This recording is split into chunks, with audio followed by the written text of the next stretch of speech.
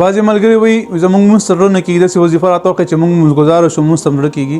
زما عزتمندو مونځ چې کله انسان نه کوي د باندې ګناهونه غالب کېږي، هر ګناه ته د زړه کېږي، ګناه طرف ته متوجه کېږي.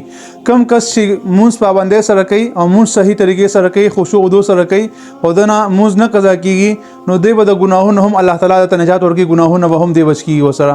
کم کس داسې وي چې هغه مونځ اودس ته نه کوي، ډېر پابندۍ سره نه کوي، هغه انسان نه ګناهونه ډېر کېږي. خو چې کم کس مونځګزاره یې مونځ کوي، الله تعالی ته د ګناه توفیق نه ورکړي، که ګناه یې هم شي الله تعالی زر د توبې توفیق ور نصیب کړي. نو زما عزتمندو بعضې خلک ډېر سست وي په مانځه کې او لټ کېږي چې اوس مونځ کوم وروستو کوم په دې کې چې مونځ پاتې شي.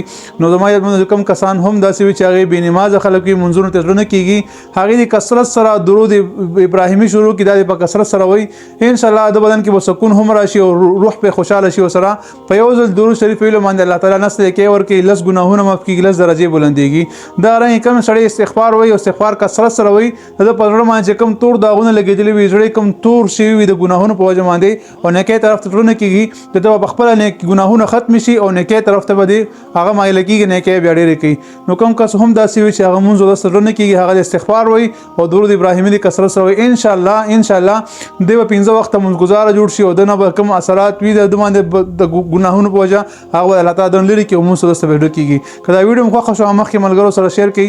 الله تعالی دې موږ تاسو نازل شي، الله تعالی موږ تاسو خپل رضا نصیب کړي. السلام علیکم ورحمة الله وبرکاته.